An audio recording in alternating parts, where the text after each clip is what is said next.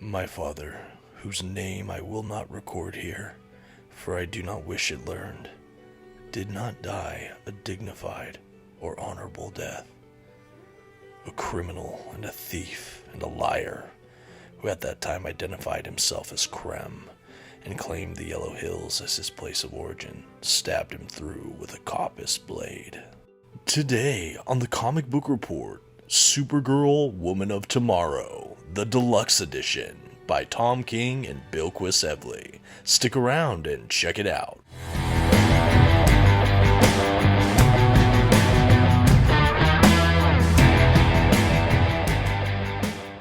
Greetings everyone, my name is Dominic and today you're tuning in to the Comic Book Report, where we review comic books and graphic novels so you can get an idea of what to read.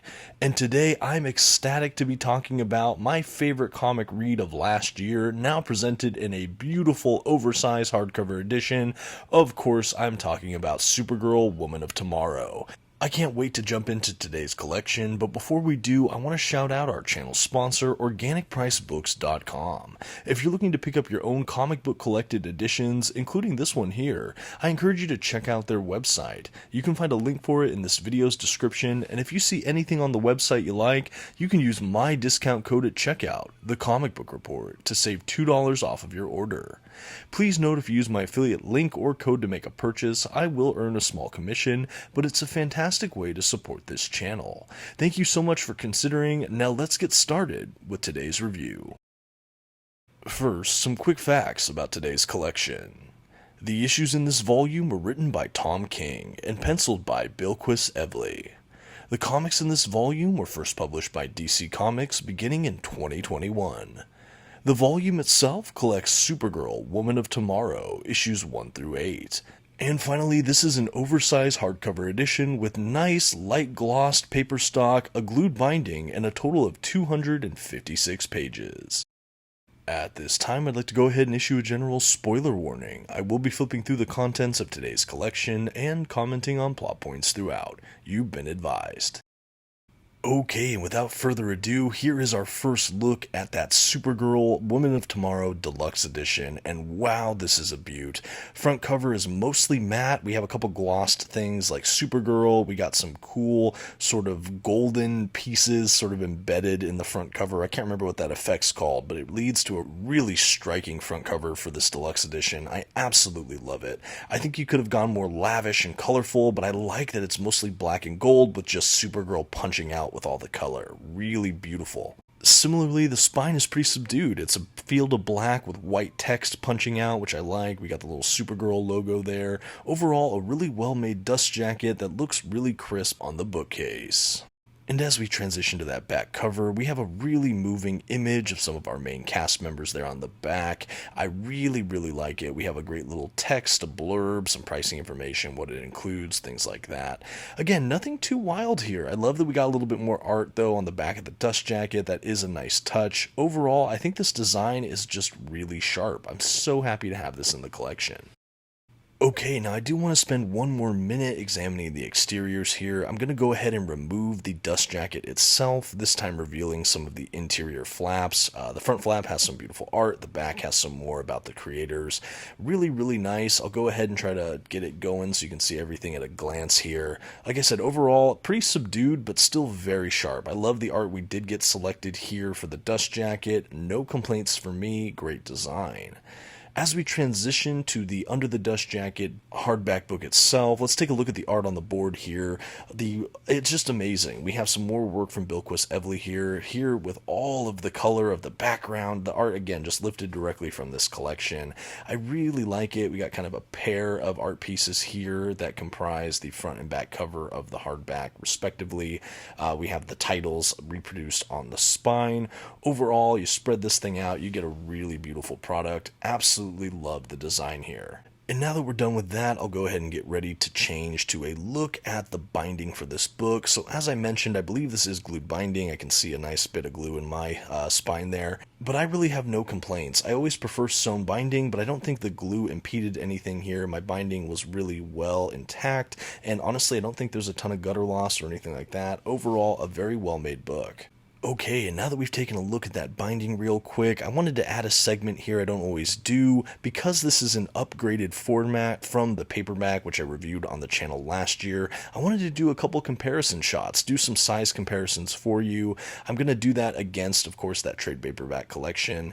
Now, this is a deluxe edition from DC Comics, so it's nice and oversized, has the same trim size as an omnibus edition, so it lines up really great on your oversized hardcover shelves. Not quite as big as the absolute editions, of course, maybe one day. But yeah, this is a really nice comparison. Again, it gives you an idea of the scaling and the size compared to that paperback and just how much more we get with this deluxe. One other note I will make, I am a fan of more glossy print paper stock as opposed to the more newspaper feeling kind of matte print, and while the one they used on the paperback was nice, I would still consider the paperback a matte paper stock versus the deluxe edition, which I think might be a light gloss. It definitely feels a little more archival kind of paper, which I really like. And of course, here's a sample of the art from the paperback versus the deluxe edition. This is one of the spreads earlier on in the collection. I think everything was really faithfully reproduced, of course just in a bigger size and a little bit of a better paper stock in my opinion. Okay, now let's go ahead and break into the collection proper. As I mentioned, I did do a full review of this story with the paperback edition some time ago on the channel. I've spoken about this actual work quite a bit on the channel, but I had an excuse to do it all over again with this deluxe edition, so here we are. I'll of course go into the plot a bit, but I want to also talk about the couple of the distinctions for this edition other than the size and the hardcover format. So starting off, after the end pages, title page, publication information, things like that, we do have a full introduction from the writer Tom King, which I really loved. It included some of his process for creating Woman of Tomorrow, how he kind of went back to the drawing board at least once, I think in the case of issue 6, how his daughter inspired him to write this. And overall, it was just cool to gain a little bit more insight on a book that's become easily one of my favorite comics I've ever read. Now, after that introduction, we also have something new to this edition, which is sort of a page dedicated toward the title of each issue. So like a chapter 1, here's the title. The page after that being the cover for the issue, then the issue proper. These kind of chapter break pages are a nice addition as well. I love that we have kind of a header for each issue. I think that that's a really cool feature, and I'm really happy the deluxe edition added that. It makes it more episodic, I think, in a really great way, to even just adding that additional page. I also think they're really beautifully done. You'll see them as I flip through. Of course, we just saw the one for issue 1 a moment ago. But with that, we jump into the story itself. Now, one thing I will say, if you're going in totally blind to this collection, if you've read works by Tom King, you might be familiar with this, but I would say in general, Tom King's writing has a very lyrical quality to it. It almost is poetic at times. I really see the man excel when he does a lot of interior monologues as well. I think it's partially the reason I loved his run on Batman, or what he did with Gotham City Year 1, which was like kind of a hard-boiled detective noir with another great internal monologue. And we have a similar feel here. The main point of view character is actually Supergirl's friend and ally, Ruthie, who we are introduced to at the beginning of this story. Basically, we're told the story of how her father was mercilessly killed, trying to take in a stranger when he seemed to need aid. Ruthie, from here on out, is trying to gain vengeance against the killer, Krem, and basically, she's having a problem trying to hire a mercenary or someone that can deal with her father's killer. Through this sequence of events, she ends up at a seedy bar where she's kind of being ripped off by this guy who's trying to take her for all she's worth without delivering on what he says he will. And in we find a drunk Supergirl who's at a real crossroads in her life. She's feeling really beaten up, beaten down. So she flew to this planet which has a red sun, which has depowered her. And she's just kind of at a loss here. We have the two sort of teaming up, and it's not before long where they confront Krem. Unfortunately, in this altercation, Supergirl and her canine companion are pretty grievously injured. Supergirl is able to heal, and the dog is ending up seeking aid for the rest of the book, basically. Don't worry, he's okay. From here, the ladies take to the skies. They travel through space trying to hunt down Krem, but from here we transition into what the story is really about, which is this kind of beautiful coming-of-age story in the case of Ruthie, and a really finding herself again story in the narrative of Supergirl. Along the way, too, this is really starting starting to feel kind of like a buddy narrative as well, as we see the friendships and almost kind of big sister, little sister dynamic between our two main protagonists. And I think this is where Tom King really shines. We have some really intimate character moments, moments of humor, and a lot of just character growth for these two characters. And I really love seeing it displayed, even as they travel through space and encounter all these different alien races, cultures, planets, and just even in their journeys in space shuttles or what have you. And it's really, really wonderful to behold. Of course, none of this would be possible without the beautiful illustrations from Bilquis Evely, which is just kind of it's hard to describe how beautiful this artwork is to me. I know a lot of people share my opinion, but easily just one of the most groundbreaking visual works I've seen in this medium in a couple years. I was astounded even seeing the paperback, and now seeing this oversized format, I'm even more elated. Just beautiful stuff here. The way Bilquis has this kind of there's a dreamy quality to her work here, and you see it on every page. I think it makes even the relatively mundane scenes feel extraordinarily lavish and beautiful. The whole work from end to end is utterly captivating, even just visually. You pair that with the beautiful prose from Tom King, and you have one powerhouse hit here, as I've gone on about in the past, and even here now in this video. Anyway, eventually we have different altercations for the team here. We have them encountering some just corrupt societies. We have instances where they meet up with some of Krem's cronies and ultimately Krem himself. We have some pretty good showdowns and ultimately kind of a final climactic exchange here between Ruthie, Supergirl, and Krem. Before that, though, we also get kind of a revisiting of Supergirl's origin story and her past trauma and how she's going to overcome it and kind of find the roots of who she really is, no matter where she is. But all of that's kind of happening. It's very well paced, very well done across these 8 issues. And the resolution, in my mind, is really lovely. We get to see the impact that Supergirl's influence has on Ruthie, who started just in a quest for vengeance and maybe now finds herself in some kind of space beyond. We do have a bit of an epilogue toward the end of this story, too, that I know is maybe intentionally a bit ambiguous. I personally believe there's no lethal force shown here, but maybe that's still up for discussion. But that is really the overall story shape for Supergirl Woman of Tomorrow. There's of course more details than that, but I'll save some of it for those that still want to enjoy this story for themselves. I really can't underscore just how profound I feel like this book is. And as I'm flipping through these last couple pages here, like I said, I really like the conclusion to this story. I really like the whole journey as well. I feel like it's a fantastic example of a work that does not feel rushed. I don't feel like Tom King had to condense a 30-issue maxi series into these 8 issues, and I don't feel like it was a 3-issue story blown out into 8 to just milk it for all it was worth.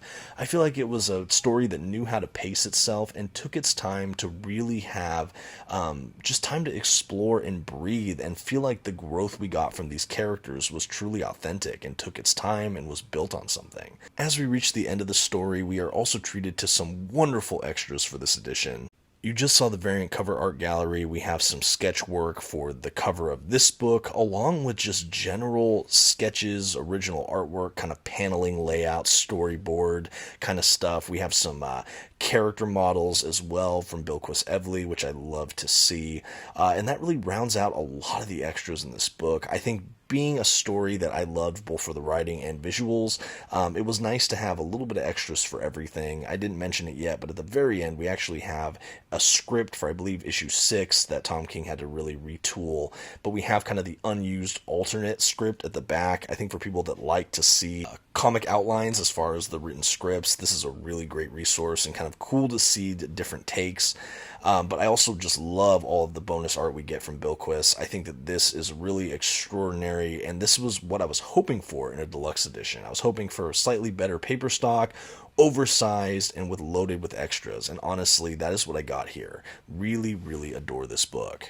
As we finish out the last couple pages of the more visual side of the extras, we will transition into what I mentioned earlier, that script from Tom King. That definitely goes on for a couple pages as well. Like I said, this is a collection that I've been hoping for, and when I heard it was solicited, I knew I would probably upgrade. I will say upgrades are not overwhelmingly common for me. I think sometimes in omnibuses I'll maybe be more eager to jump, but for just a regular to a deluxe edition, it doesn't always happen. But for one of my book of the year reads, I knew that this was probably inevitable, and frankly, I'm so happy I took the leap. And that is Supergirl Woman of Tomorrow, the Deluxe Edition. And I think all that's left to do now is to give this beautiful collection a grade. I'm going there. Not every collection gets this grade from me. In fact, I think I've only given out one other in the history of my channel. But for one of the best comic book stories I've read in recent years, excellently paced with the most lavish artwork I can think of, Supergirl Woman of Tomorrow, the Deluxe Edition, gets a full A+ from me here at the Comic Book Report. You may not agree, and that may be fine, but honestly for me, I can't think of a single thing I'd want more than what we got here. Absolutely love it. I think it was really worth the upgrade, and to revisit this story in this more prestige format, it's just a dream. I'm so happy DC took the time to do this book, and who knows, maybe one day we'll even get the Absolute Edition treatment. Fingers crossed. But let me know what you think of Supergirl Woman of Tomorrow. Let me know what you thought about this review. Let me know if you upgraded or picked up this deluxe edition. Thank you so much for watching, and until next time, this has been the Comic Book Report. Please don't forget to leave your like, comment, and maybe check out another video on your way out. Thanks, and have a good one.